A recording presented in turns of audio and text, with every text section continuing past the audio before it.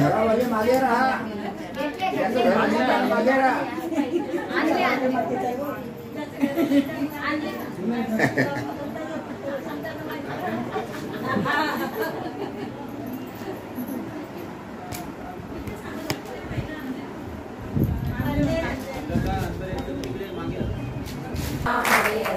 हरे कृष्णा कृष्णा कृष्णा हरे हरे, हरे राम राम राम हरे हरे, हरे कृष्णा कृष्णा कृष्णा हरे हरे, हरे राम राम राम हरे हरे, हरे कृष्णा कृष्णा कृष्णा हरे हरे, हरे राम राम राम. लावलं काय?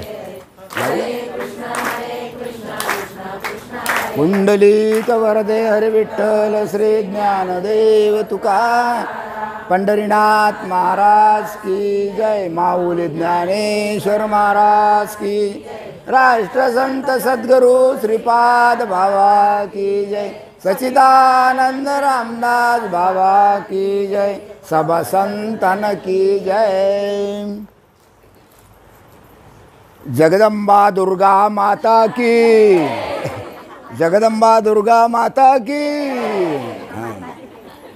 दुर्गा मातेच्या आजचं आपल्याला खायला मिळालं म्हणजे आपण केवढं भाग्यवान, नाही काय? दुर्गाबाई, पण दुर्गाबाईचं घर लहान असल्यामुळे आपण शारदाबाईकडे ठेवलं सत्संग, आहे का नाही? हां हां हां, झालं. दुर्गाबाई उपाशी, शारदाबाई उपाशी, आपण सर्वजण जेवून घेतलं.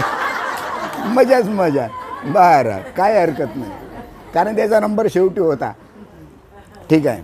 पहा, मागच्या वेळेला म्हणजे कालच एकादशी झाली. एकादशीचं पारणं म्हणजे काय म्हणते झाले, जेवण, नाही काय? आपण इथं दाताळ्या सोडून राहिलो, नाही काय? बारस आपण दाताळ्या सोडले, काय हरकत नाही. तर काल जो विषय झाला त्याच्याच पुढचा आपल्याला विषय या ठिकाणी घेतलेला आहे. पाप आणि पुण्य, सुख आणि दुःख, नाही काय? याचा संबंधच यायला नको. असं काहीतरी करा जेणेकरून सुख दुःख नको, पाप पुण्य नको, जन्माला येणं नको, मरणं नको, काहीच नको. पण हे केव्हा होईल? केव्हा होईल?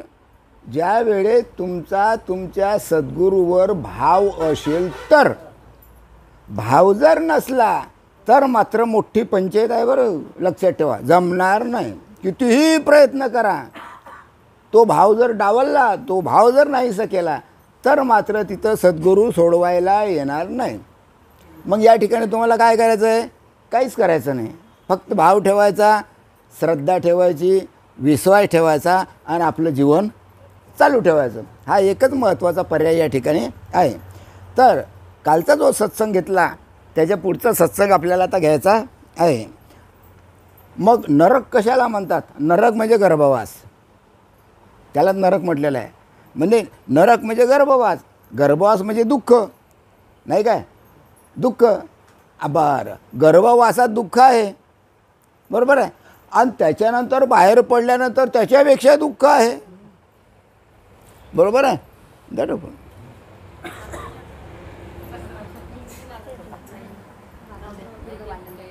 हां, उठ आणि याले. हां, पहा, नरकवास म्हणजे गर्भवास. गर्भवासातलं दुःख हे अतिशय कठीण असते. जरी समजत नसलं तर ते कठीण असते. कारण आईच्या गर्भामध्ये किती महिने वास्तव्य असते? 9 महिने. तर त्या 9 महिन्यामध्ये त्या जीवाला इतक्या असह्य वेदना होतात की त्याचा विचार केला जात नाही. कारण ते 9 महिने काय होते? 9 महिने तो गर्भ उलटा टांगल्या जातो, बरोबर आहे. उलटा टांगल्यानंतर त्याच्या तोंडामध्ये घाण जाते. कृमी आहे, कीटक आहे, रक्त आहे, मांस आहे, हे सर्व त्याच्या कृमी किडे हे त्याच्या तोंडामध्ये जातात, बरोबर आहे. आणि गर्भजलामध्ये तो गर्भामध्ये तो उकडतो, बरोबर आहे. असे अनेक दुःख भोगावे लागतात. हे फक्त गर्भातलं दुःख झालं, त्याच्यानंतर जन्म झाल्यानंतर मग पहा. आतापर्यंत सांगा बरं कोण सुखी आहे हिच्यात? एक तर सांगा, एक आहे का कोणी सुखी? कोणीच सुखी नाही, सर्व दुःखी आहे. कोणाचा टोंगळा दुखते, कोणाचं पोट दुखते, कोणाला कॅन्सर होते, कोणाचं काही, कोणाचं काही. अरे मजाच मजा, दुःखच दुःख. बरोबर आहे की नाही? तर गर्भवास हा मूर्तिमंत नरकच आहे. गर्भवासालाच नरक म्हटलेला आहे.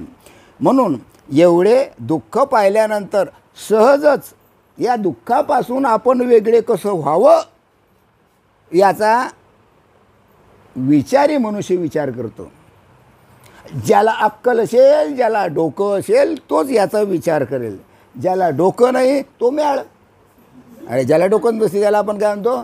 म्याळ. तो या गोष्टीचा विचार करत नाही. मग हे दुःख पाहिल्यानंतर या दुःखापासून आम्ही कसं वेगळं होऊ आणि आमचे जन्ममरणाचं जे फेरे आहे हे कसे नाहीसे होतील त्याचा प्रयत्न प्रत्येक साधकानं नवे नवे प्रत्येक जीवानं करणं महत्त्वाचं आहे. कारण जन्ममरणाचं जे खत आहे नाही काय, म्हणजे जो कागद आहे हा कागद फाटून गेला पाहिजे. तो जर कागद तसंच तरी झाला, तसाच राहिला तर तिच्यावर लिहिलं जाईल जन्ममरण जन्ममरण जन्ममरण. मग तो कागद फाडून टाका. म्हणजे पाप पुण्याची वाढ तुमची खुटली पाहिजे. कारण अनंत काळापासून असणारे काळाचे हे धरणे उठेल. म्हणजे अनंत काळापासून जे आपलं जन्ममरण आहे हे जन्ममरण टळेल. लक्षात घ्या. तुम्ही इथं का आले? तुम्ही इथं का आलं? कर्म शिल्लक होतं म्हणून. एक जन्म नाही, अनंत जन्म तुम्ही फिरत फिरत फिरत फिरत फिरत फिरत फिरत आले आणि या वेळेला इथं आले आत्ता. आणि आताही जर इथून जर तुमची सुटका झाली नाही तर मग अखेरपर्यंत युग हो, महायुग हो, कल्प हो, महाप्रलय हो, प्रलय काहीही झालं तरी सुटका नाही. म्हणून हा गोल्डन चान्स आहे. गोल्डन चान्स म्हणजे काय म्हणतात? सुवर्ण, मला येत नाही बरं इंग्रजी. हां, सुवर्ण संधी. बरोबर आहे. कारण अनंत काळापासून आपण जन्ममरणाच्या फेऱ्यामध्ये गुंतलेलो आहे आणि आताही आपलं कर्म शिल्लक होतं म्हणून आपल्याला जन्माला यावं लागलं. मग तो कर्म तसंच ठेवायचं काय? नाही, ती कर्म आपल्याला नामानं काय करायचं आहे? बाद. ज्याला नाम मिळालं त्यानं नामानं बाद करायचं. ज्याचा प्रबोध झाला त्यानं प्रबोधानं ते बाद करायचं. मात्र नाम घेतल्यानंतर कोणत्याच प्रकारचं कर्म शिल्लक राहत नाही. असा उपाय होण्यासाठी भावयुक्त अंतःकरणाने श्री गुरुदेवांना भजावे. भावयुक्त अंतःकरणानं म्हणजे भाव. त्याच्या अंतःकरणात पाहिजे भाव पाहिजे, विश्वास पाहिजे, श्रद्धा पाहिजे. गुरुला भजावं म्हणजे गुरु नतमस्तक होऊन त्यांना शरण जावे. गुरुला शरण गेल्याशिवाय काही फायदा नाही. असे केल्यावर तो श्री गुरुराव जन्ममरणाचे कारण कोणतं आहे? अज्ञान. जन्ममरणाचं कारण काय आहे? अविद्या. हां, ते काय करतो? पूर्णपणे नाहीसं करतो. आणि जन्म मरणारा कोणत्याच प्रकारचं स्थान शिल्लक राहत नाही. म्हणून श्री गुरुनाथ जीवाला स्वरूपामध्ये मिसळून टाकतात. गुरु काय करतात? जे साधक असतात, जे जीव असतात त्या जीवाला स्वरूपामध्ये एकरूप करतात, मिसळून टाकतात. ज्यावेळी श्री गुरुदेवाची जीवावर कृपा होते, ज्या वेळेस गुरुची एखाद्या जीव म्हणजे काय? सुखद दुःखात पडलेला, जन्म मरणाच्या फेऱ्यात अडकलेला नाही काय, त्याला म्हणतात जीव. अज्ञानात अडकलेला. मग ज्यावेळी श्री गुरुची एखाद्या जीवावर कृपा होते तेव्हा त्याला जिवंतपणेच मुक्त करून टाकतात. लक्षात घ्या. तुम्हाला मुक्त व्हायचं आहे, तुमचा देह आहे तोपर्यंत. मेल्यावर मुक्ती नाही. मग काय करायचं ते आता करा. कशाला अजून तो भक्कवून देऊ टाईम आहे? पाहू पुढच्या जन्मात. असं काय पाहू काय? मग तोही म्हणते पाहू. कोण? देव. आपल्या बापाची तिथं सुटका नाही. मग मुक्त व्हायचं असेल तर हा देह जोपर्यंत आहे ह्या देहामध्येच मनुष्याला मुक्त होता येते. मेल्यावर मुक्ती नाही. मग आताच मुक्त व्हा. बरोबर आहे. हां, जिवंतपणेच मुक्त करून टाकतात. कोण? सद्गुरू. पहा ना केवढं मोठं आश्चर्य आहे. हां, बघा तिथंच बघा. तिथंच बसा, बसा बसा बसा. हां,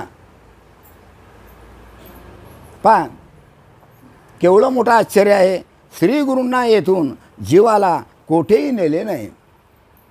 गुरुनं जीवाला कोठेही नेलं नाही. जीव तुमच्या ठिकाणी जसा होता तसा होता. गुरुनं तुमच्या जीवाला कुठं नेलं काय? कुठंच नेलं नाही. आहे की नाही? तुमचा जीव जिथल्या तिथंच. मग गुरुनं इकडच्या तिकडे नेलं काय? किंवा याच्या कुडीतून नेतो त्याच्या कुडीत घालतो असं काही आहे का? नाही. जीवानं गुरूंनी जीवाला कुठेच नेले नाही आणि स्वरूपात तर मिळवले.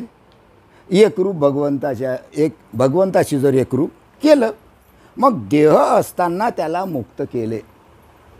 आणि आपलं जे मूळ स्वरूप आहे कोणतं? आपलं मूळ स्वरूप काय? ब्रह्म. मी आत्मा आहे. आत्मा म्हणा, परमात्मा म्हणा, ब्रह्म म्हणा, परब्रह्म म्हणा, भगवंत म्हणा, बरोबर आहे. हे आपलं मूळ स्वरूप आहे. आपलं मूळ स्वरूप ब्रह्म आहे. ब्रह्मस्वरूप दाखवलं. अशा प्रकारे श्री गुरुने जीव ब्रह्माचं ऐक्य केलं. पहिले होता जीव, नामानं काय झालं? तो जीव त्या ब्रह्मस्वरूपाशी एकरूप होता. म्हणजे तो जीव नाही राहिला. तो कोण झाला? शिव झाला. तो ब्रह्म झाला. मग शेवटी जीवही नाही, शिवही नाही, तो ब्रह्मरूप झाला. भाषा कळून राहिली ना? हां, जर जीवाने आपले मूळ ब्रह्मस्वरूप जर पाहिले तर तो त्या इंद्रियासहित स्वरूपामध्ये तल्लीन होतो. आपलं मूळ स्वरूप कोणतं? आपलं मूळ स्वरूप ब्रह्मस्वरूप. आपण ब्रह्मस्वरूप आहे. मग ब्रह्मस्वरूप झाल्यानंतर त्याचे जे इंद्रिय आहे, 5 ज्ञानेंद्रिय आहे, 5 कर्मेंद्रिय आहे, हे स्वरूपामध्ये तल्लीन होतात. तल्लीन होता म्हणजे त्याला दुःखाचं काही कारणच राहत नाही. तल्लीन होता म्हणजे त्या स्वरूपामध्ये, ब्रह्मस्वरूपामध्ये, भगवंताच्या स्वरूपामध्ये त्याला काय होतं? आनंद वाटतो. आणि तो आनंद नामाच्याद्वारे तो उपभोगतो. बरोबर आहे. आणि हे जी कळाशी आहे हे मात्र कोणाला माहिती आहे? कीर्तनं सुरू आहे, प्रवचनं सुरू आहे, भागवत सुरू आहे, तीर्थयात्रा सुरू आहे, दानधर्म सुरू आहे. अबाबाबाबाबाबा केवढं मोठं अवडंबर सुरू आहे जगात पहा. पण नेमकं स्वरूपात तल्लीन कसं व्हावं एवढं मात्र कोणता बुवा आम्हाला सांगतच नाही. स्वरूपात कसं तल्लीन झालं पाहिजे बुवा सांगतच नाही. मग नामाशिवाय जीव त्या शिवाशी तल्लीन होऊ शकत नाही, एकरूप होऊ शकत नाही. बरोबर आहे.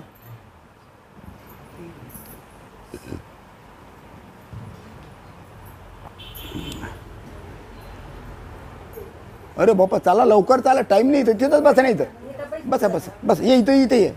हां, तुम्ही बसायचं तिथं. जागीच बसा.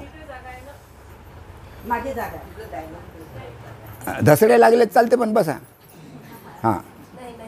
हां मग काय आपला विषय? किंवा इंद्रियासहित तो स्वरूपामध्ये तल्लीन झाला. ज्यावेळी आजी तिथंच बसा.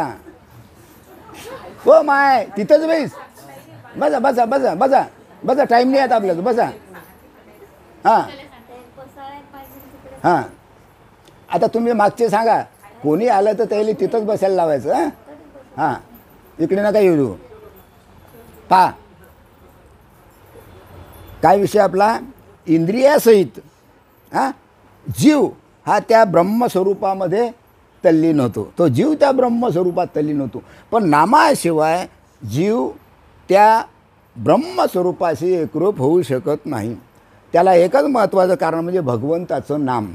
जोपर्यंत त्यानं नामस्मरण केलं, नामस्मरण करता त्याला या देहाची सुद्धा आठवण राहत नाही. आणि आतल्या आतमध्ये तो ईश्वरीय आनंद ब्रह्मानुभव असतो. तो काय करतो? उपभोगतो. म्हणून अवस्थेला महत्त्व. अवस्था याचा काय? अवस्था याचा अर्थ भगवंताचं प्रेम. अष्टसात्विक भाव उत्पन्न होणं म्हणजे भगवंताचं प्रेम. बरोबर आहे. ते प्रेम निर्माण होणं महत्त्वाचं आहे. बरोबर आहे. ते प्रेम निर्माण झालं, एकदा अवस्था झाली की भगवंत तुमच्या बिलकुल जवळ आहे, बिलकुल जवळ आहे. अष्टसात्विक विभाग निर्माण झाले की तुमच्यापेक्षा तो अलग नाही, तो तुमच्यामध्येच सामावलेला आहे. म्हणून अवस्थेला महत्त्व आहे. म्हणून अवस्थेला बसलं पाहिजे. आम्हाला या अवस्थेला बसायला फाशी येते, माय आमच्यावरच आणता. बरोबर आहे. हां ठीक आहे, काय हरकत नाही. बसायचं, तो आनंद उपभोगायचा. त्याच्यानंतर पुढे आनंद नाही, आनंद नाही असं नाही, आनंद आहे. आनंद नाही असं नाही, आनंद आहे. पण फारच घाटा पेंडावर गाडी आली तर तो आनंद होतो. कळलं तुम्हाला? हां. तर अशा अवस्थेमध्ये काळ त्याचे काय भले करू शकेल? अरे इंद्रिय शिल्लक राहत नाही, त्याचं मन त्या भगवंताच्या स्वरूपाशी एकरूप होते. त्याच्यामुळे काळसुद्धा त्या अवस्थेमध्ये काही करू शकत नाही. काळाची सुद्धा टाप नाही. उलट जीवाचे जन्म आणि मरणाचे व्यवहार कुंठित होतात. त्याला जन्मही नाही आणि मरणही नाही. जन्मतही नाही, मरत नाही. म्हणजे तो काय होतो? मुक्त होतो. बरोबर आहे. जसा उदाहरण दिलं पहा, उदाहरण दिलं, जसा एखाद्या राजपुत्राने मोठा अक्षम्य आणि अन्याय केला. एक राजपुत्र आहे, राजाचा पुत्र आहे. आता राजाच्या पोरानं फार मोठी अपराध केला, त्याला क्षमा नाही, असा अपराध केला. आणि सर्व लोक त्या राजपुत्राला पकडण्यासाठी त्याच्या मागे मागे धावू लागले. राजपुत्रानं त्यानं फार मोठा काय केलं? अपराध केला. आता सर्व लोक सर्व लोक त्या राजपुत्राच्या पाठीमागे त्याला पकडण्यासाठी धावू लागले. आणि तो बाळ जर आपल्या आईच्या समोर म्हणजे महाराणीच्या समोर जाऊन बसला, बरोबर आहे, तर त्याला लोक पकडतील का? सांगा. का? कारण तो राणीचा पोरगा आहे. काही टाप आहे का त्याची? नाही. राणीच्या भीतीने प्रजाजन त्या राजपुत्राला कधीही काहीही करू शकणार नाही. कारण तो पुत्र राणीचा अतिशय प्रिय आहे. राणीचा पुत्र आहे, हा राणीचा अतिशय प्रिय आहे पुत्र. मग तसे तुम्ही सर्वजण त्या राणीचे प्रिय आहात. कोण्या राणीचे? कोण्या राणीचे? ब्रह्मरूप राणीचे तुम्ही प्रिय आहात. किंवा ईश्वराचं म्हणा, आता खाली येऊ थोडंसं. ईश्वराचे तुम्ही कोण आहेत? प्रिय आहेत. कारण तुम्हाला देह आहे म्हणून आपण ईश्वर म्हणू या ठिकाणी. बरोबर आहे. आता भाषा इथं कळली पाहिजे. इकडचे तिकडचे लोक सत्संग ऐकतात, मग हा बुवा असा काय म्हणते, असं किचकट शब्द काय असतो हे मात्र काही कोणाला कळत नाही. मात्र सत्संग ऐकणं सुरू आहे. बरोबर आहे. त्यामुळे ती त्याची सर्व अन्याय पोटात घालून त्याचं संरक्षण करते. ती राणी काय करते? आपल्या पोराचं संरक्षण करते. आणि त्याचं जे अपराध आहे हे अपराध काय करते? पोटात घालते. मग तिथं कोणाचं काय चालणार आहे? चालेल का काही? नाही. अगदी याच पद्धतीनं जीव हा स्वरूपात असताना अनेक प्रकारचे पाप पुण्यात्मक कर्म करतो. काय? जीव हा स्वरूपात असताना अनेक प्रकारचे पाप पुण्यात्मक कर्म करतो, परंतु त्याच्यावर पुण्य प्रभावाने गुरुची कृपा झाली. काय? जीव स्वरूपात असताना जीवाला जर स्वरूप प्राप्त झालं, बरोबर आहे, की तो पाप पुण्यात्मक कर्म करतो, नाही काय, परंतु त्याच्यावर जी पुण्य असते या पुण्याच्या प्रभावाने काय होते? त्याच्यावर गुरुची कृपा होते आणि तो त्या स्वरूपामध्ये समरस होतो. त्या स्वरूपामध्ये काय होऊन जातो? तो एकरूप होऊन जातो, समरस होऊन जातो. आणि तो त्याच्या समोर काळाला येताच कसे येईल? असं जर असलं तर काळसुद्धा तिथं येऊ शकणार नाही. म्हणून तुम्ही केव्हाही मरा, कधीही मरा, बरोबर आहे, बरोबर आहे, तिथं काळ येणार नाही. मग तिथं काय येईल? तिथं कोण येईल? त्या मागचे सांगा, तिथं कोण येईल? अरे कोण येईल तिथं? काळ येणार नाही. कोण येईल तिथं? अरे अरे हा बस, फक्त सद्गुरूच त्या ठिकाणी येतील. भगवंत येणार नाही, देवही येणार नाही, ब्रह्मही येणार नाही, काही येणार नाही तिथं, काहीच येणार नाही. मरायच्या वेळेला कोणीच नाही येणार गुरुशिवाय. शरीर सोडायच्या टाईमला गुरु समोर येईल फक्त, आणि तोच आपला हात धरील म्हणजे हे बाळा चाल चाल मी पोहोचवतो तिथं, आणि तोच पोहोचून आपल्याला कुठं ब्रह्मस्वरूपाशी एकरूप करून दे. काय मजा आहे. हां, तर त्याच्यासमोर काळाला येता येत नाही. हां, तो स्वरूपामध्ये समरस झाला, मग त्या स्वरूपाशी तो कसा झाला, एकरूप झाला. त्याच्यामुळे त्याला त्याला येता येत नाही. म्हणजेच स्वस्वरूपी महाराणी. राजा ऐ हात नका लावू, तुम्ही कशाला हे करून राहिले. मी इथं बसलेला आहे की नाही, तुम्ही पाहायचं नाही, काय करायचं नाही. रडू ज्यांना रडते तर रडते, आसू वायाने जाते. ते आसू भगवंताचे आसू आहे, तो सांभाळतो तुम्हाला. पहा पहा, मग स्वरूप कोण, स्वरूप कोण, स्वरूपरूपी महाराणी. काय म्हटलं, स्वरूपरूपी महाराणी. महाराणी कोण, स्वरूप. बरोबर आहे. असणाऱ्या मातेच्या कुशीत जीव दळून बसल्यानंतर काळ तिथं येणार नाही. काळ येऊ शकत नाही त्या ठिकाणी, काळ येणार नाही.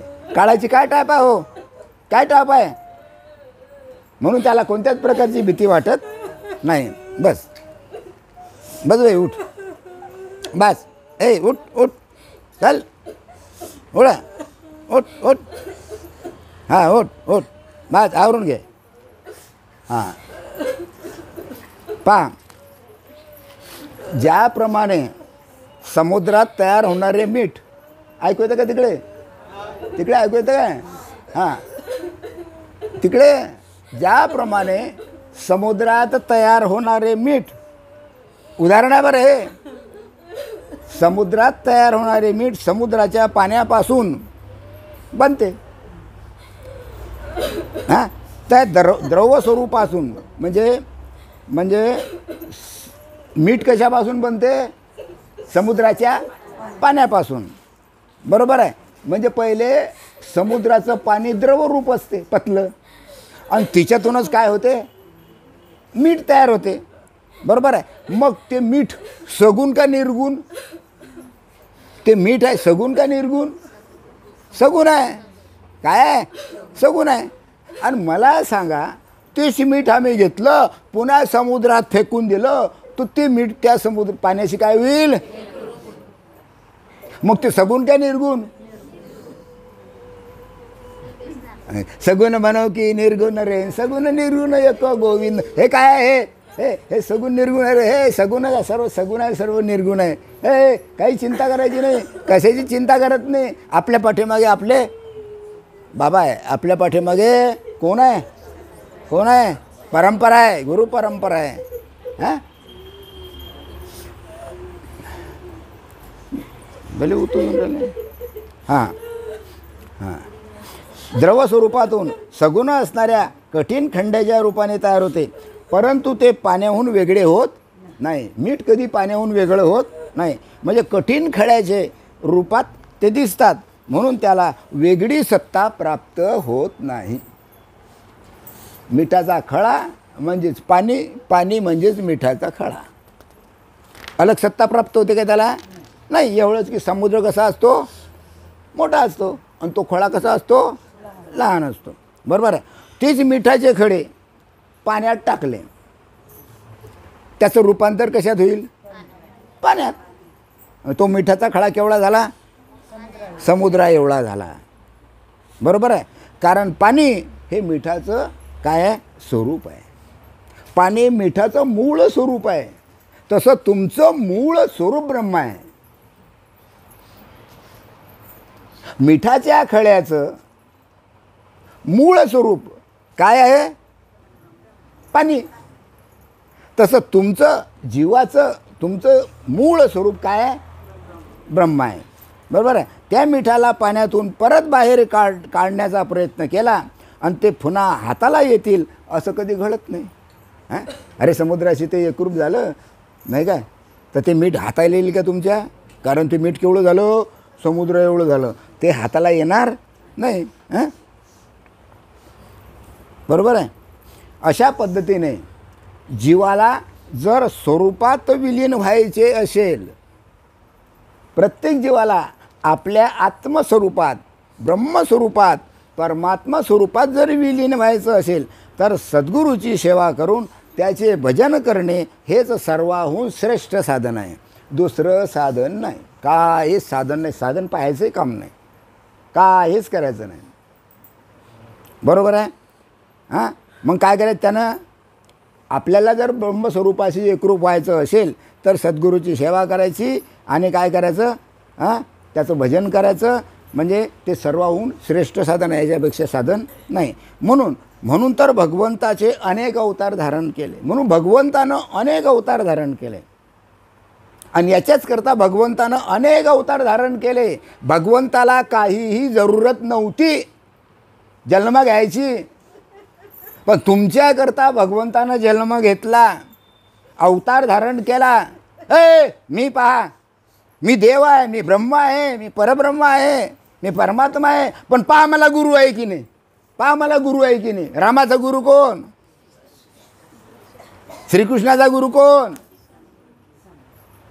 हा पायंडा घालून दिला, हा पायंडा घालून दिला अवतारी पुरुषानं आणि संतानं. तरी आमची एवढी अक्कल ठिकाणावर नाही, कारण डोकंच नाही. बरोबर आहे. मग म्हणून भगवंतानं काय केलं? अनेक अवतार धारण केले आणि त्या अवतारामध्ये देवसुद्धा श्री गुरुला शरण गेले. म्हणून सद्गुरूचा महिमा अगाध आहे. म्हणून सद्गुरूचा महिमा अगाध आहे. हां, म्हणजे त्याचं वर्णन करता येत नाही. रामराम म्हणून राम राम राम राम म्हणतात की लोक. डबळं घेतलं, पहिले रीत होती, डबळं घेतलं संडासले जायचं टाईमले, तो तिकडून येतो, हा तिकडून घेतो, राम राम तो म्हणतो राम राम. अरे जुनी पद्धत आहे, होतं असं. आता हे निघाले घरोघरी संडास आहे का नाही. हां, त्याच्यामुळे राम गेला, राम गेला.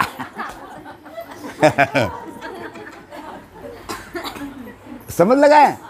हां, रामराम म्हणून प्रभू रामचंद्राचे स्मरण करीत त्यांच्या नामाचा घोष केला असता भवपाश म्हणजे जन्म मरणाचे पास तुटून ते बंधन काय होऊन जातात? तुटून जातात. नाही काय? एवढे सामर्थ्य प्रभू रामचंद्राचं आहे. कारण सर्व सद्गुणी कोण? भगवंत राम. तरी तो श्रीराम आदरयुक्त अंतःकरणाने गुरुभक्ती करण्यासाठी वशिष्ठ ऋषींना शरण गेला. अरे रामसुद्धा शरण गेला कोणाला? वशिष्ठ मुनींना. आणि तिथून ते ज्ञान वास्तव पाहता अवतारी पुरुष आहे, त्याला ज्ञानाची काही आवश्यकता होती काय? कारण ज्ञान त्यांच्या रोमारोमा होतं, अवतारी पुरुष होते. पण नाही, जगाला दाखवण्याकरता पहा मी एवढा असून मी सुद्धा गुरु केला आणि त्याच्याशिवाय माझं तरणोपाय होणार नाही, हे जगाला दाखवून दिलं भगवंतानं. म्हणून रामानं सुद्धा काय केला? गुरु केला. बरोबर आहे. वशिष्ठ मुनीला शरण गेले. पूर्ण ब्रह्म हे झालं एक रामाचं, वशिष्ठ मुनी. आता पूर्ण ब्रह्म असणारा श्रीकृष्ण म्हणजे श्रीकृष्ण पूर्ण ब्रह्मावतारी होता. श्रीकृष्णासारख्या लीला आतापर्यंत कोण केल्या नाही, कोणी करणार नाही. पूर्ण ब्रह्मावतारी. तो सुद्धा गुरु सांदीपनी ऋषीचा भक्त म्हणवितो. त्यानं सुद्धा गुरु केला. कोण? सांदीपनी ऋषी. त्याने नित्यमुक्ती प्राप्त व्हावी म्हणून दुर्वास ऋषीची सेवा केली. नित्यमुक्ती प्राप्त म्हणून दुर्वास ऋषी कसे? रागट. दुर्वास ऋषीची सुद्धा सेवा केली.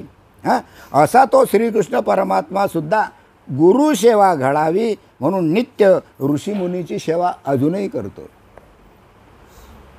हां, म्हणून तर त्या श्रीकृष्णनाथाला मुक्तपद हाताला आले. म्हणून कृष्णाला मुक्तपद हाताला, म्हणून कृष्ण मुक्त झाला. गुरुशिवाय मुक्त झाला काय? नाही. अरे गुरुशिवाय मुक्त होता येत नाही. काहीही करा, गुरुशिवाय मुक्त नाही. तुम्ही रात्रंदिवस कधी देवदेव करत बसा, मरेपर्यंत तरी मुक्ती नाही. मुक्ती नाही, मिळणारच नाही. मुक्तपद हाती आल्याने तो सर्व कर्म करत असताना अनेक प्रकारचे भय बाळगीत नाही. नाही काय, तो सर्व भोग भोगून अभोगता. कोण? श्रीकृष्ण. सर्व भोग भोगले परंतु अभोगता. मग अभोगता कसा? भोगत भोगले पण तो अभोगता. म्हणजे त्याचा त्या इंद्रियाशी काही संबंध नव्हता, कारण तो मुळातच परब्रह्म होता. त्याचा देहसुद्धा परब्रह्म स्वरूपच होता. आणि म्हणून त्याला कोणत्याच प्रकारच्या इंद्रियांनी त्रास दिला नाही. नाक, पाय, हात, डोळे, अमुक टमुक काय काय काही संबंधच नाही, काही संबंध नाही.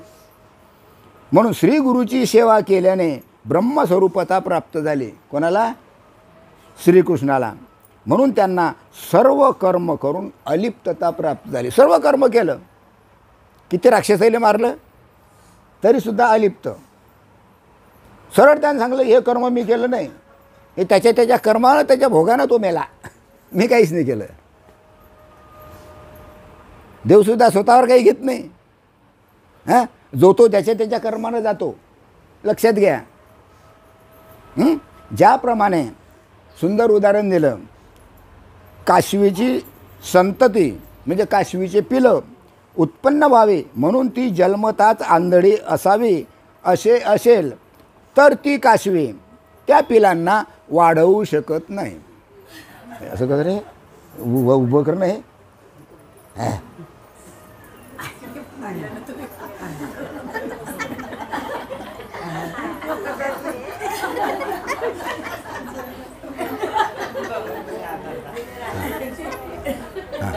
पहा,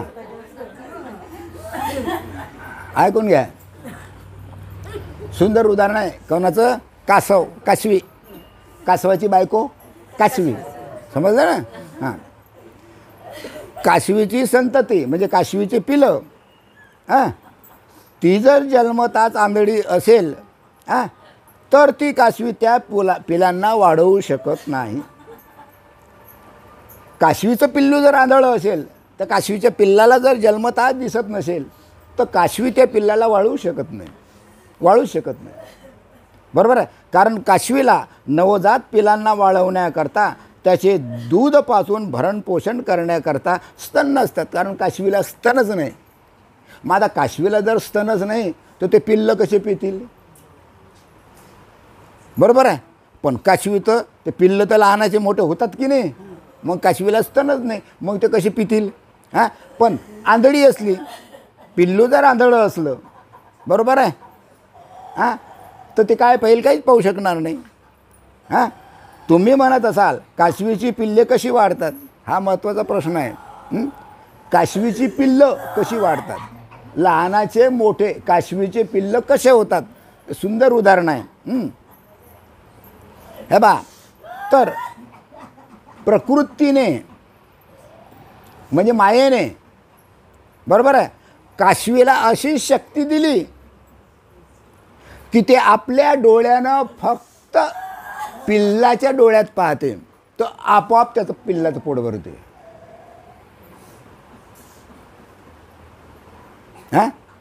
असा मायेचा खेळ आहे. कारण पालनपोषण करण्याकरता तिला स्तन नसतात. त्याच्यामुळे ते काशवीचं जे पिल्लं आहे, काशवी काय करते? आपल्या पिल्लाला फक्त डोळ्यानं पाहते, आपोआपच त्याचं पोट भरते. कोणाचं? काशवीच्या पिल्लाचं. बस आवरून घ्या बस. आता प्रश्न असा आहे, जर काशवीचं पिल्लू आंधळं असेल, पोट भरेल काय त्याचं?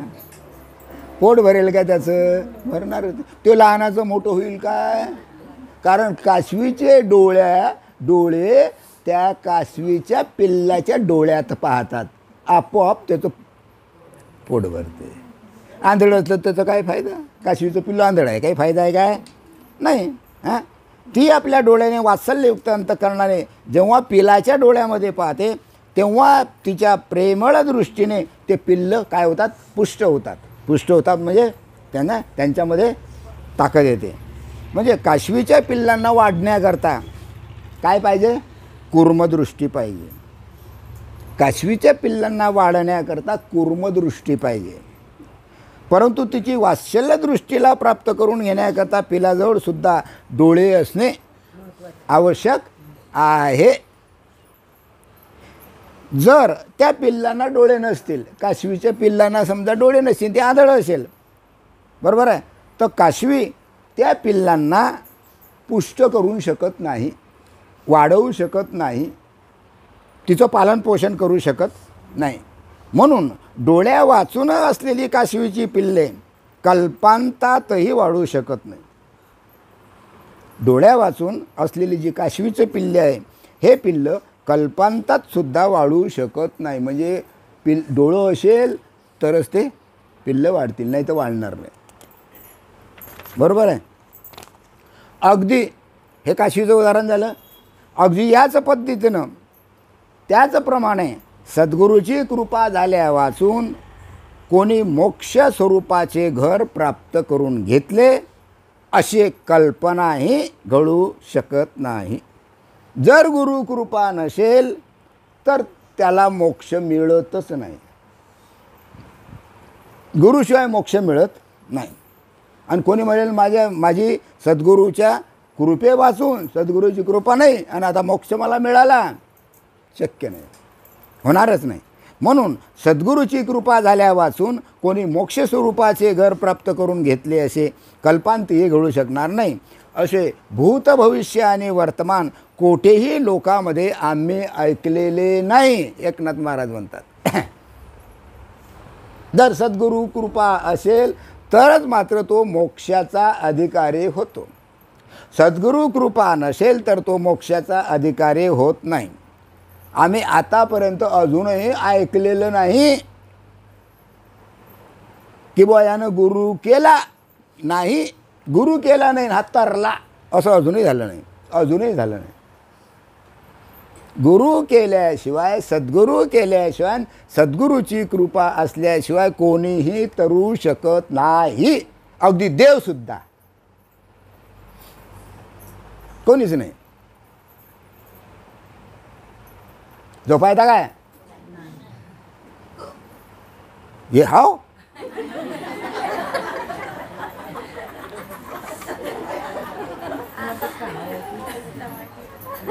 आणि बायाची पंगत कशी बसली, 1 तासभर बायाचं जेवण. आम्ही कंटाळून गेलो बाहेर. ओ काही नाही, सुरूच आहे का नाही. तर कदाचित येऊ शकते झोप.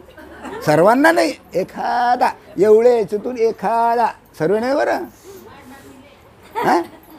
हां आता काय सांगा तिकडे आणि काय सांगा तिकडे. बाबा आपल्याकडे पाहून राहिले, डोळे ताणून पाहायचं, आणि आपल्याकडे इकडे पाहून राहिले,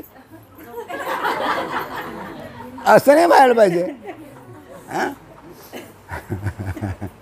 काय कठीण आहे रे बाबा, कठीण आहे, कठीण आहे, कठीण आहे. बरं, काही हरकत नाही, काही कोणी झोपत नाही. आता ते तिकडच्या बाया अशा मानवर करून पाहून राहिल्या म्हणजे झोपत नाही त्या. चला छान, काही हरकत नाही. म्हणजे भूत भविष्य आणि वर्तमान आतापर्यंत असं कधीच घडलं नाही की गुरुशिवाय तो तरला, असं कधीच घडलं नाही. गुरु असेल तरच तो तरेल. तात्पर्य, जशी काशवीच्या पिलांना पुष्ट होण्याकरता दृष्टी महत्त्वाची आहे, तशीच मोक्ष स्वरूपाची प्राप्ती होण्याकरता श्री गुरु कृपा आवश्यक आहे. गुरुच्या कृपेशिवाय कोणीही तरत नाही, तरला नाही, तरणारही नाही. बरोबर आहे. संत, प्रत्येक संताचं जर चरित्र पाहिलं तुम्ही तर प्रत्येक संत हे गुरुशिवाय तरलेच नाही. का ना, किती मोठं संत काय, प्रत्येक समाजामध्ये एक एक संत, प्रत्येक समाजामध्ये एक एक संत निर्माण झालेला आहे. त्या समाजाचं उत्क्रांती घडून येण्याकरता, त्यांच्या जीवाचा उद्धार होण्याकरता भगवंताने किमया केले. विठू माझा लेकरू बाळा. प्रत्येक समाजामध्ये संत. आम्ही त्या संताला मानतो काय? आणि मानतोय तर कधी मानतो गेल्यावर. काय फायदा आहे त्याचा? आणि तो फोटो तुम्हाला सांगणार आहे काय? अरे तो जिवंत पाहिजे, त्याच टाईमला त्याचा फायदा. गेल्यावर काय फायदा? तुम्ही किती सेवा केली तरी. हां, मग मग संत जरी निर्माण झाले प्रत्येक समाजामध्ये, तरी त्या संतानं काय केलं? संताजवळ कोणती खुबी होती की ज्याच्यामुळे ते तरले आणि अनेकांना तारलं? त्याचा विचार होणं महत्त्वाचं आहे. तो विचारच होत नाही. तर समाजच चालू आहे. आमच्या समाजात हे होऊन गेले, त्याच्या समाजात ते होऊन गेले, नुसतं म्हणणं आहे. काही फायदा आहे का त्याचा? तारून नेणार आहे का तुम्हाला ते? नाही. किती पूजापाती करा, जमणार नाही ते. केवढी मोठी किमया करून ठेवली भगवंतानं. हां, आता काय बोलायला लावता? आता बोलायला गेलो तर तुम्ही माझा नाबुवा काय बोलते आहे का नाही? पण काही बोलत नाही. जाऊ दे. हां, काय ऐकू येत नाही काय? काही नाही म्हटलं, बोलूच नका, पुढे वाचा. हां, नाही नाही, बोलतच नाही.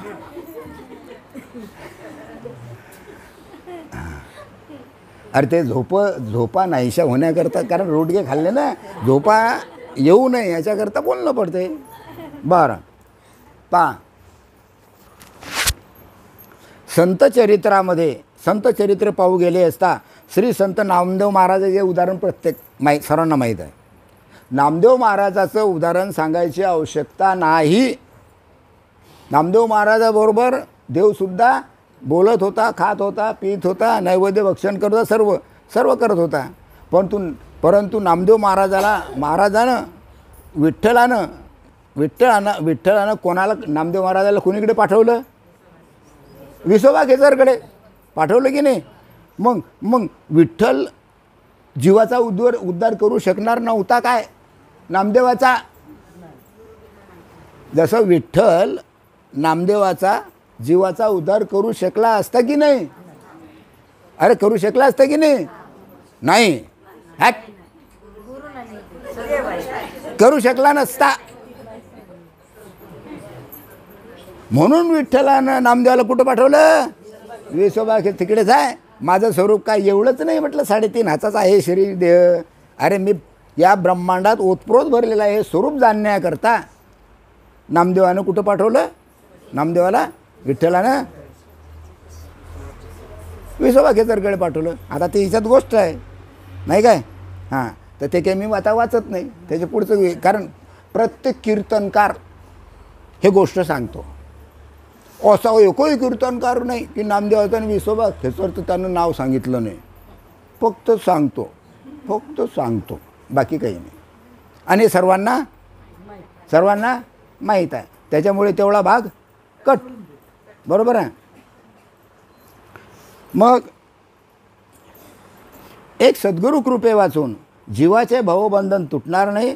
ज्याच्या अंतःकरणामध्ये सद्भाव आहे त्या भाविक जनांना माझे हे बोलणे मानवेल. जे कोणी माझ्या बोलण्यावर विश्वास ठेवतील, शांती ब्रह्म एकनाथ महाराज म्हणतात की ज्यांनी एकनाथी भागवत त्याचा 11वा स्कंद लिहिला. संत काय म्हणतात त्याचं नाव काय आहे? एकनाथी भागवत. बरोबर आहे. आता ते सांगतात किंवा जो कोणी माझ्या बोलण्यावर विश्वास ठेवून भावयुक्त अंत करणारे सद्गुरूला वंदन करेल, त्याचे घरी सलोकता, समीपता, स्वरूपता, सायुज्यता ह्या 4ही मुक्ती दास्यत्व म्हणून करतील. काहीच वेगळं नाही त्याला. सर्व 4ही मुक्ती त्याच्याजवळ. पण केव्हा? सद्गुरूवर जर भाव असेल तर. भावयुक्त अंतःकरणानं. नुसतं मुँह में राम बगल में शुरणी वर वर वर वर वो चलता नहीं. वो तुम्हारे अंदर है, वो देखता कौन? हाँ, तो तुमच्या हात आहे ना, तो पाहते याचा भाव खरा आहे का खोटा आहे. हां, जास्त बोलून काय फायदा? ज्याच्या पदरामध्ये पुण्य आहे तोच सद्गुरूला शरण जातो. खलास. ज्याच्या पदरात पुण्याचा वाटा आहे तोच सद्गुरूला शरण जातो, बाकीचे जात नाही. आणि याच देहामध्ये मुक्तिस्थिती प्राप्त करून घेतो. याच देही याची डोळान भोगे जे मुक्तीचा नुसतं म्हणण्याकरता आहे काय नाही. या देहामध्ये काय करतो मुक्त होतो तो. याच देहामध्ये याच डोळ्यांनी मुक्तीचा सोहळा भोगीत असा कोणी एखादाच विरळा असेल. पहा सापडत होतं नाही.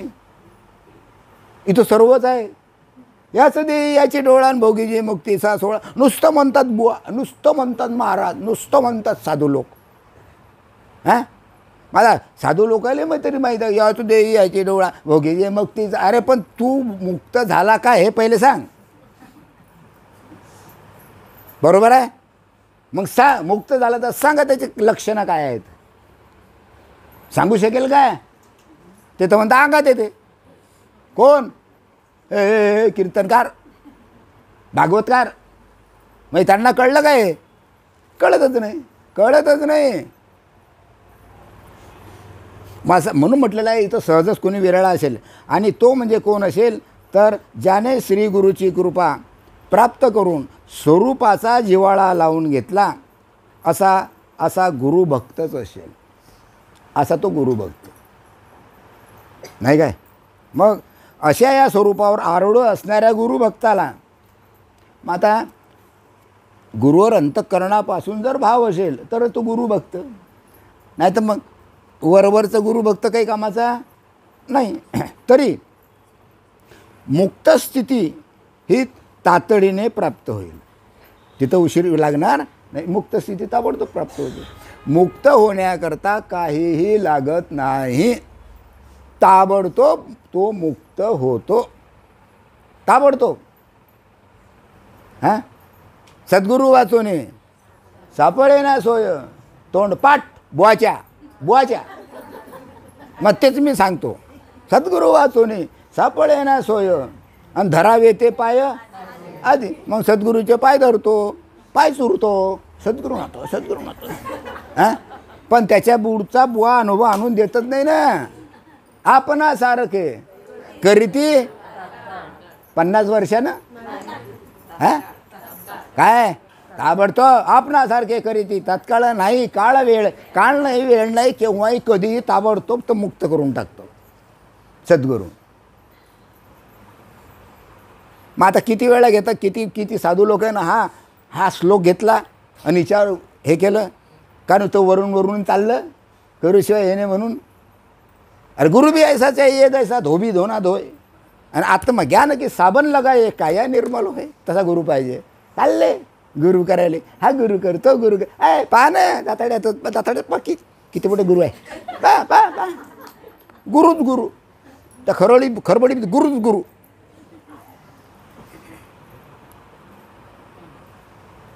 पण भक्ताचं लक्षण काय आहे हा मात्र बुवाही सांगत नाही. काही सांगत नाही बुवा. कीर्तन झालं 5-10 हजार घेतले खिशात टाकले मरा तुम्ही. काही घेणं देणं नाही कोणाला. बुवाला. असं चालू आहे की नाही. मग या बुवा लोकेले हे माझे असे प्रवचन आहे ना हे यूट्यूबवर पाहतात. आणि मग ते मनात म्हणतच असा कसा कुठला आहे काय. पण बोलतीन काय त्याची टापच नाही. बाप दाखवून इथं उशीर चालत नाही. हां आज नाम घ्या तुम्हाला 15-20 वर्षानं देव भेटीन का चाट्टा काय येईल आरामखोर राहिले. हॅट बिलकुल नाही जमणार. ताबडतोब तिथल्या तिथं मुक्त झाला पाहिजे तो. म्हणून मुखी नामा हाती मोक्ष ऐशी साक्ष बहुतांची. वैष्णवाचा माल खरा तुरतुरा. वैष्णवाचा माल वैष्णव आहे तो वैष्णव तो खरा वैष्णव. हां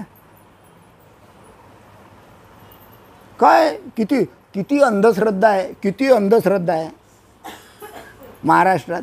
हां राहू दे. हां मग काय सांगितलेलं आहे. मुक्त स्थिती तातडीने प्राप्त होईल. ज्याला पाहिल्याने लगेचच मुक्ती प्राप्त होते त्यांची प्रत्यक्ष भेट झाल्यावर काय होईल. हां ज्याला ताबडतोब मुक्ती प्राप्त होते त्याची जर भेट झालं ना मग काय होईल. असे जर कोणी विचारले तर त्यांच्या भेटीने सर्व आनंदाची सृष्टी होईल. त्यांच्या भेटीनं सर्व काय होईल, सर्वांना आनंद होईल. आता तुम्ही इथं सर्वजण तिकडचे इकडचे इकडचे इकडचे सर्वजण आले. आता मला सांगा, कोणाच्या तरी तोंडावर मळकं फुटलं काय? बोलत जा ना. एखादा कोणी येशील इकडचा मळके फुटले का तुमच्या तोंडावर? कसे आले? जशी कमळाची कळी फुलते तसे सर्वांचे तोंड हसरे आहे का नाही? आमचं तर या बुवाचं, हा बुवा त्या बुवाकडे पाहतो रागो, हा बुवा त्या बुवाकडे पाहतो रागो. तो म्हणतो मीच कीर्तन करतो, हा म्हणते मीच कीर्तन करतो. तो म्हणते मीच मोठा, हा म्हणते मीच मोठा आहे. अरे फत्र्या तोंडाचे आहे हो तुम्ही. काय मोठे आहे? काही मोठे नाही. भगवंताच्या जवळ पासंगालाही नाही तुम्ही. कारण जो अनुभव तुम्हाला आहे, हा अनुभव तुम्ही जगाला द्यायला पाहिजे. तर तुमची किंमत नाही तर काय फायदा? मग जीवन हे कशा करताय? जीवन हे देण्याकरताय, घेण्याकरता नाही. आणि त्याच्याच करता जन्म आहे. बरोबर आहे. ज्याच्या पदरामध्ये पुण्य आहे तोच गुरूंना शरण जातो आणि याच देहामध्ये मुक्त स्थिती प्राप्त करून घेतो. आता याच देहामध्ये याच डोळ्यांनी मुक्तीचा सोहळा भोगील असा कोणी एखादाच विरळा असेल, आहे का नाही? तुम्ही तिच्यातले विरळाच आहे. कोटो में कोई आणि कोई में कोई मुझे जानता है. अरे कोट्यावधी लोक देव देव देव देव देव देव देव देव देव देव देव देव देव देव देव करतात. कोट्यावधी लोक देव देव करतात. आणि तिच्यातून कोट्यावधी लोकांमधून एकालाच माझी खरी प्राप्ती होते, एकाला स्वरूपाची प्राप्ती होते. कोटो में कोई आणि कोई में कोई, तिच्यातून बी ती एखाद्याला, म्हणून त्याला विरळा म्हटलं. ज्ञानदेव म्हणे नाम हे सुलभ आणि सर्वत्र दुर्लभ. दुर्लभ म्हणजे काय? सर्वेला मिळते का ते? मग किती बुवाना हरिपाठ पाठ केला कीर्तनकारांनी? बोला. तोंड पाठ.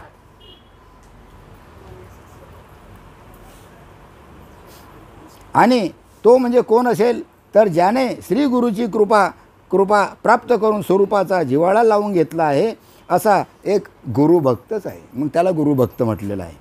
अशा या स्वरूपावर आरूढ असणाऱ्या गुरुभक्ताला फक्त डोळ्यांनी पाहिले तरी मुक्त स्थिती तातडीने प्राप्त होते. गुरुभक्ताला जरी पाहिलं तर त्याला मुक्ती प्राप्त होते. एवढी पावर सद्गुरूमध्ये आहे.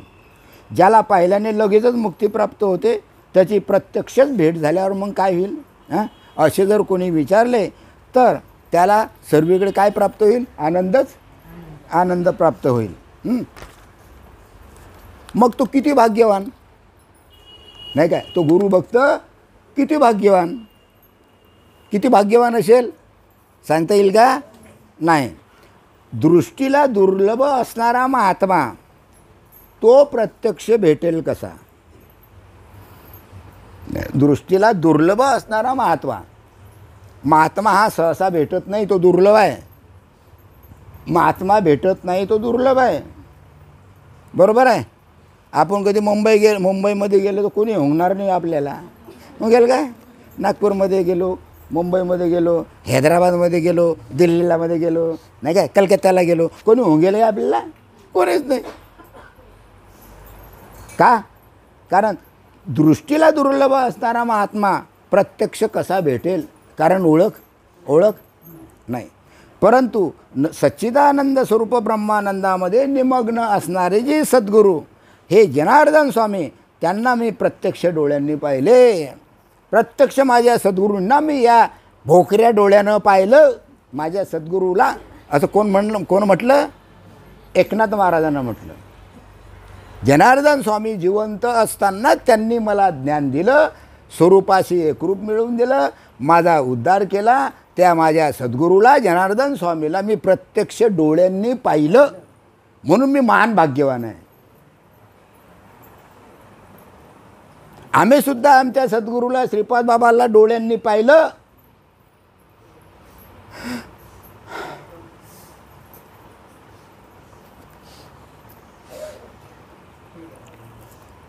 म्हणून आम्ही महान भाग्यवान आहे. पण त्यांची आमची भेट कशी झाली? फारच थोड्या काळापुरती. 2-4 वर्षापूर्वी, बाकी नाही. तेवढाच आम्हाला फक्त आधार मिळाला त्यांचा. बरोबर आहे. आणि एकनाथ महाराजांच्या जवळ तर रामदास हे जनार्दन स्वामी होतेच, मग त्यांना किती आनंद झाला असेल. ज्ञानेश्वर माऊलींच्या बरोबर कोण होतं? निवृत्तीनाथ होते. प्रत्यक्ष सद्गुरूजवळ किती आनंद झाला असेल. हां, तो आनंद काही अलगच आहे. बुलढाण्यातली मलकापुरातली गोष्ट सांगतो. आम्ही चाललो रस्त्यानं, काही लोक काय करतात, महाराज येऊन राहिले, खाली मान घातली तर तिकडच्या रस्त्यानं जातात. आहे बरं, असं आहे. म्हणजे दृष्टादृष्ट होतच नाही. म्हणजे तिथं भाव कमी पडतो, आहे का नाही. जाऊ द्या. त्यांना पाहताच माझ्या अंतःकरणातील जन्ममरणाचा भावभ्रम तात्काळ निघून गेला. अरे मला जन्माला यायचं माझ्या सद्गुरूनं कामच ठेवलं नाही, आणि ज्याला कोणती उपमा देता येणार नाही असा विलक्षण दिव्य सुख मला प्राप्त झाले, आणि मी पूर्णपणे मोक्ष स्वरूपाचे घर प्राप्त करून घेतले. आता मी माझ्या स्वरूपाला प्राप्त करून घेतलं माझ्या गुरुच्या कृपेनं. चमत्कार पाहणं चमत्कारच आहे. फक्त गुरुची भेट होणं महत्त्वाचं आहे. तो चमत्कारच आहे, महान चमत्कार. तेवढा चमत्कार तुम्हाला या ब्रह्मांडात कुठंच सापडणार नाही. बरोबर आहे. श्री गुरु जनार्दन स्वामी प्रत्यक्ष मला भेटले. कोणाला? एकनाथ महाराजांना. त्यांचे गुरु जनार्दन स्वामी भेटले आणि त्यांनी माझ्या मस्तकावर हात ठेवला. जनार्दन स्वामींना मला बसवलं आणि माझ्या मस्तकावर हात ठेवला. आता किती साधकाच्या डोक्यावर हात बसला? कोणी सुटला का त्यातून? कोणी सुटला का त्यातून? एखादा असेल ना कोणी. तो हात महत्त्वाचा आहे, कारण त्या हातात ईश्वरी शक्ती आहे. त्या हातात काय? ईश्वरी शक्ती आहे. तो हात डोक्यावर ठेवणं म्हणजे सद्गुरूच्या आतमध्ये जे जे तत्व आहे ते तत्व त्या डोक्यात ठेवण्याच्या, डोक्यावर हात ठेवण्याच्या निमित्तानं आतमध्ये ते प्रवेश करते, आणि म्हणून जीवाचा उद्धार होतो. बरोबर आहे. त्याला म्हणतात शक्तिपात क्रिया. हां, त्यांनी माझ्या मस्तकावर हात ठेवल्याबरोबर काय विलक्षणत्व सांगावे. अहो, कोणत्याही प्रकारच्या सृष्टीला व्यवहार न मोडता सर्व ब्रह्मांड शून्याकार झाले. सर्व ब्रह्मांड शून्याकार झालं. सर्व ब्रह्मच एकरूप झालं. हे सर्वांना एकरूपच पाहायला लागलं. आनंदाचा आनंदच. हां, आनंदाचे डोही आनंद तरंग, आणि आनंदाची अंग आनंदाची आनंदच आनंद, दुसरं काहीच नाही. हां, आणि एक दिव्य तेज आकाशाप्रमाणे सर्वत्र व्यापून राहिले. अशा प्रकारे जे तेज आहे हे तेज संपूर्ण व्यापून राहिला. हा अनुभव कोणाला आला? एकनाथ महाराजांना आला. बरोबर आहे. त्या दिव्य तेजाचा अंत पार. बरोबर आहे. ब्रह्मदेव आणि हरिहरसुद्धा जाणत नाही. एवढं मोठं दिव्य तेज होतं ते हरिहराला सुद्धा त्याचं वर्णन करता आलं नाही. ब्रह्मा विष्णू महेशाला सुद्धा त्याचं वर्णन करता आलं नाही. वेदाने ज्याला जाणण्याचा प्रयत्न केला, वेदानं सुद्धा त्या स्वरूपाला, त्या दिव्य तेजाला ओळखण्याचा प्रयत्न केला, परंतु प्रयत्न केल्यानंतर त्याच्याजवळही त्या दिव्य तेजाचा शब्दानं ते वर्णन करू शकला नाही. ते शब्दच अपुरे होते. त्या दिव्य तेजाचे शब्दच कसे होते? अपूर्ण होते. हां, म्हणून वेदसुद्धा मौन झाले. त्या दिव्य तेजाच्या प्रकाशाचा वर्णन करण्याकरता वेदसुद्धा मुके झाले. एथ वेद मुके झाले, मन पवन पांगुळले. हां हां, आहे का नाही? वेदसुद्धा मुके झाले. वेद जाणू गेला, पुढे चुप. बोलता आलं नाही वेदांना. कारण त्याचं वर्णन करूच शकला नाही त्या भगवंताचं. वेद जाणू गेला पुढे मौनावाला आणि ते गुह्य तुझला प्राप्त कैसे. हां, आणि भाग्यानं ते गुह्य आता तुम्हाला मिळालेलं. आता फक्त एकच करायचं आहे, भाव ठेवायचा, श्रद्धा ठेवायची आणि आपलं नामस्मरण करत राहायचं. आणि ज्याचं कर्म भोग संपला असेल त्यानं मरून जायचं, तो तरला. कळलं काय? कळलं? मग कोणाचं मरण 10 वर्षानं, कोणाचं 15 वर्षानं, काय कोणाचं मरण 20 वर्षानं. हां हां, बरोबर आहे. तो तरला म्हणून समजा. आणि त्याची चिंता करायचीच नाही, कारण पॉवरफुल वस्तू आपल्याजवळ आहे ना. काय आहे? भगवंताचं. हां, बरोबर आहे. म्हणून वेदसुद्धा मौन होऊन राहिला आणि वेदातील सर्व श्रुतींना त्या परमात्म तेजाचे वर्णन करता आले नाही. भगवंताचं वर्णन नाही करता आलं. आणि भगवंताचं वर्णन आतापर्यंत कोणी करूच शकलं नाही. काय करेल? अरे वर्णन करता करता करता करता करता करता त्याचं मन त्या स्वरूपाशी एकरूप होते. काय बोलणार आहे? काय बोलणार आहे? कसं बोलणार आहे? तोंडातून शब्द सुद्धा बाहेर निघत नाही. बरोबर आहे.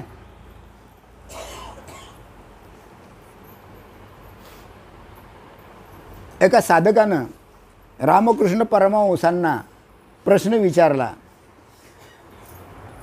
तुम्हाला जी ब्रह्मस्वरूपाची प्राप्ती होते त्याचं वर्णन तुम्ही आमच्यासमोर करा.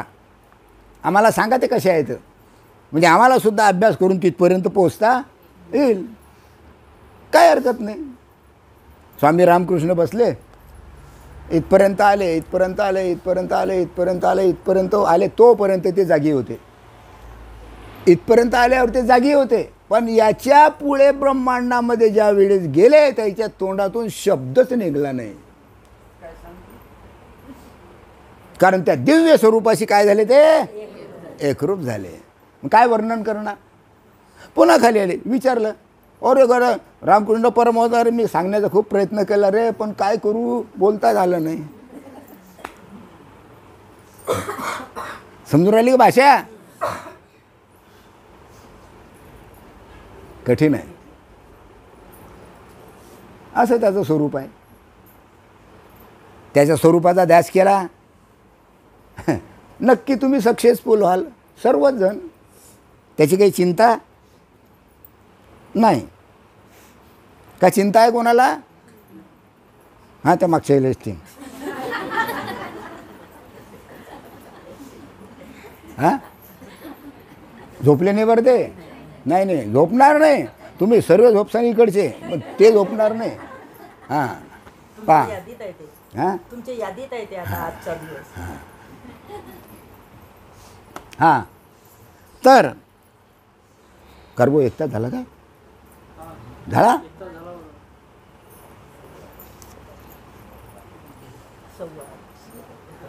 बर.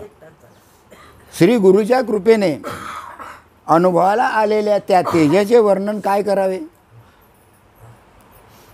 वक्रतुंड महाकाय सूर्यकोटी, सूर्यकोटी कोट्यावधी सूर्याचा प्रकाश एकाच ठिकाणी, ते भगवंताचं स्वरूप.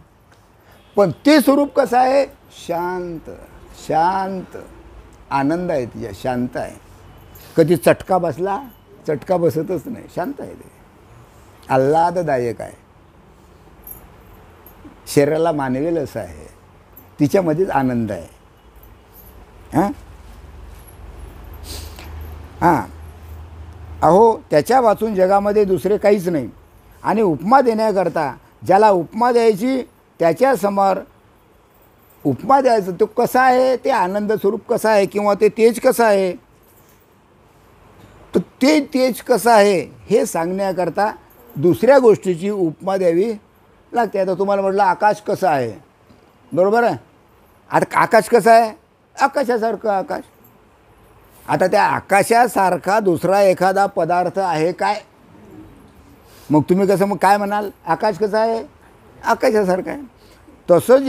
जसं जे परब्रह्म स्वरूपाचं जे तेज आहे हे कसं आहे? त्याच्यासारखं आहे. त्याचं वर्णन करता, कारण त्याचं वर्णन करायला त्याच्यासारखा दुसरा दाखवायला पाहिजे ना. कोणतीही गोष्ट दाखवायचं असतं तर आपण दृष्टांत देतो, नाही काय? हां, सांगतो हां याच्यासारखा दिसला मला एक मनुष्य होता, तर मग हा बा तो अर्ग्यू तसाच दिसला, असा असा होता, तसा तसा होता, याच्यासारखाच होता. म्हणजे एक दुसऱ्याला दाखवायचं असलं तर काहीतरी वर्णन करावं लागते. पण परमात्म्याचं वर्णन करणार कसं? कारण त्याच्यासारखा दुसरा कोणीच नाही. त्याच्यासारखा नाहीच दुसरा, तर काय वर्णन करणार तुम्ही? हां, आणि त्याला कोणत्याही साक्षीत्वाने पाहावे लागेल. त्या तेजामध्ये पाहणारा, तसेच पाहण्याची वस्तू आणि पाहण्याची प्रक्रिया, त्या सर्वामध्ये तो डुबून गेला. सर्व तेजामध्ये डुबून गेला. त्या तेजामध्ये काय जो डुबून गेला आणि एकाकार झाल्यामुळे ते सर्वत्र दिव्य तेज व्याप्त झाले. म्हणजे त्याला देहाचं भानसुद्धा राहिलं नाही, देहाचं भानही राहिलं नाही. मग आम्ही अवस्थेला बसतो तर तसंच होतं. अवस्थेला बसल्यानंतर तसं होतं की नाही, नामस्मरण करता करता करता करता करता करता काय होऊन जाते, देहाचं भानच नाही राहत. पहिलीच अवस्था पहा, देहाचं भान राहत नाही, म्हणजे तो त्या ब्रह्मस्वरूपाशी एकरूप होतो, नाही काय? मग प्रत्येकाच्या आतमध्ये तेजच पडते असं काही नाही. प्रत्येकाची अवस्था कशी आहे, अलग अलग आहे. कोणाचं कसं कोणाचं कसं कोणाचं कसं, कारण ते शब्दातीत आहे. त्याचं शब्दानं वर्णनही करता येत नाही आणि काही नाही. बरोबर आहे. तेजस्रूप असणारा असा जो परमात्मा हा मात्र गुणरहित आहे. कोणताच गुण त्याच्या ठिकाणी नाही. सत्वगुण नाही, रजोगुण नाही, तमोगुण नाही. अरे सत्वगुण रजोगुण तमोगुण हे कोणाचे आहे? ब्रह्मा विष्णू महेशांचे आहे. हां, ब्रह्मा विष्णू महेश हे सत्वगुणी रजोगुणी तमोगुणी आहेत. मग त्याच्यावर कोण आहे? त्याच्यावर कोण आहे? कोणीच नाही. त्याच्यावर कोण आहे?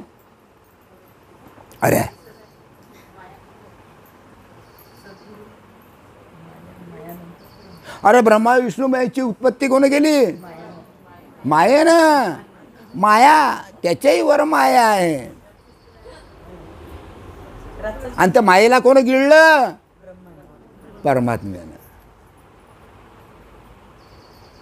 बरोबर आहे. हां, असा तो परमात्मा. कोण त्याचं वर्णन करेल? असे अनंत ब्रह्मांड त्याच्या ठिकाणी किती येतात जातात, किती प्रलय होतात, महाप्रलय होतात, प्रलय होतात, महाप्रलय होतात. तर त्या भगवंताला त्याची जाणीवही नसते. महाप्रलय झाला का, इकडे काय ढगफुट्टी झाली का, इकडे काय झालं, काहीच नाही. काहीच जाणीव होत नाही त्याला. कोणाला? त्या ब्रह्माला, त्या भगवंताला काही जाणीव होत नाही. तो कसा आहे? निश्चल स्थिर आहे. काहीच जाणीव होत नाही त्याला. हे सर्व करणारी कोण? माया. हे तितंबे करते, खालीवर खालीवर खालीवर खालीवर. हां, कोण? माया. त्याच्याजवळ निष्क्रिय आहे तो. कसा आहे? निष्क्रिय आहे, काहीच करत नाही तो, चुपचाप बसला आहे. पण त्याच्याशिवाय चालत नाही. किती मजेशीर गोष्ट आहे. हां, पहा. मग आकाररहित आहे. त्याला कोणत्याच प्रकारचा आकार नाही, कोणत्याच प्रकारचा गुण नाही, कोणत्याच प्रकारची त्याला उपमा देता येत नाही की भगवंत असा आहे. आतापर्यंत कोणच सांगितलं नाही की भगवंत असा आहे का तसा आहे. कोणीच सांगितलं नाही. उपमा देता येत नाही. कशासारखा आहे तो त्याच्यासारखाच आहे एवढं सांगा, बाकी सांगता येत नाही. तो सर्वश्रेष्ठ व्यापक ब्रह्म विकाररहित आणि व्यक्त न होणारी अव्यक्त रूपात राहून विश्वाला प्रगट करून त्याचे भरण पोषण करणारे आणि स्वतःच विश्वामध्ये विश्वरूपाने व्यापणारा आहे तो भगवंत असा आहे. त्याचं वर्णन करता येत नाही. काय वर्णन करणार आहे आपण? किती वर्णन करणार आहे बोला. हां, आतापर्यंत भगवंताचं वर्णन कोणच केलेलं नाही आणि करूही शकणार नाही. वर्णन करता करता चूप बसले. सदैव कधीच खंडित न होणाऱ्या तेजाने युक्त आणि स्वयंप्रकाश, उत्पत्ती आणि प्रलयरहित, म्हणजे जो निर्माण होत नाही आणि ज्याला संसारही होत नाही असा स्वयंभू परमात्मा, कोणत्याही ठिकाणी मोकळा, ज्याच्यापासून काहीही मोकळं नाही, तो सर्वांना व्यापून आणि सर्वांमध्ये समर असून नामरूपाहून अलिप्त आहे. त्याच्या ठिकाणी नामही नाही आणि रूपही नाही. त्याला नावही नाही, भगवंताला नाव नाही, नामरूपासहित आहे. नाम कोणाला आहे? नामरूप कोणाला आहे? मायेला. अरे हे जे डबलं दिसते याला काय आहे? नाम आहे. काय नाम आहे? प्रेम आहे का नाही? प्रेम आहे. हां हां. आणि याला रूप आहे की नाही? पानं, चष्मा घातलेला, नाक पाक कसं, डोळे कसे, तोंड कसे, बोलतो कसं, घास, हां आहे का नाही रूप? तो भगवंत नामरूपास रहित आहे. त्याला नामही नाही आणि त्याला रूपही नाही. आणि याच्यामध्ये जो आत्मा आहे त्याचं वर्णन करा. कसा आहे तो? दिसते काय? हे दिसेल तो दिसतो काय? मग सगुण का निर्गुण? सगुण का निर्गुण? निर्गुण आहे, पण सगुणाशिवाय मजा. मग तू सगुण आहे की निर्गुण आहे? सगुणही आहे, निर्गुणही आहे आणि सर्व काही तोच आहे. अरे बापा बापा बापा, करबो किती झाले? बरं. कारण तो नामरूपाहून कसा आहे? अलिप्त आहे. जो सर्वश्रेष्ठ असणारी नामरूपरहित वस्तू, ज्याच्यामुळे सगुणत्व आणि निर्गुणत्व पाहायला मिळतात आणि त्याच्यामुळे सगुण आणि निर्गुण पाहायला मिळते. असा सगुण आणि निर्गुण या दोहाच्याही पोटामध्ये तोच आहे. तोच सगुण झाला, तोच निर्गुण झाला. आणि वेदाला सुद्धा त्याचा अंत कळत नाही. आणि ज्याच्यासमोर विचाराचे शब्दच खुंटून जातात, विचारच राहत नाही. कारण भगवंताचा जर विचार केला तर विचार करता करता करता करता ते विचारच त्या स्वरूपाशी काय होतात? एकरूप होऊन जातात. त्याच्यामुळे शब्द कामात पडत नाही, विचार कामात पडत नाही, काहीच कामात पडत नाही तिथं. बरोबर आहे? तर बस करू दादा. तर आज कशाच्या निमित्तानं? बाफले खाण्याच्या निमित्तानं दुर्गाबाईच्या इथं. बरोबर आहे? जगदंबा दुर्गा माता की शाबास. हां हां. निदान बारस सोडायला आपल्याला इथं आपण आलो, फार चांगलं झालं नाही काय? हां. दुर्गाबाईनं हा चांगला एक कार्यक्रम केला. आणि त्याच्यानंतर आपला सत्संगाचा कार्यक्रम तर आहे शारदाबाईच्यासाठी, काही प्रश्नच नाही. आज जास्त जमले म्हणून एवढी गर्दी झाली. नाही तर या गावातले लोक आहे ना, दाताड्यातले, निम्मे येत नाही, निम्मे येत नाही. हे इतकेच असतात फक्त इथं, बाकीचे येतच नाही. पण आज कसे आले? का आले?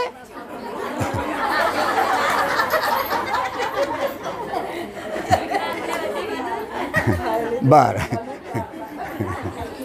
तर झालेली सेवा माझे सद्गुरू श्रीपाद बाबांच्या चरणी अर्पण करतो आणि माझे 2 शब्द संपवतो. पुंडलिक वरदे हर विठ्ठल श्री ज्ञानदेव तुका पंढरीनाथ महाराज की जय. माऊली ज्ञानेश्वर महाराज की, राष्ट्रसंत सद्गुरू श्रीपाद बाबा की जय.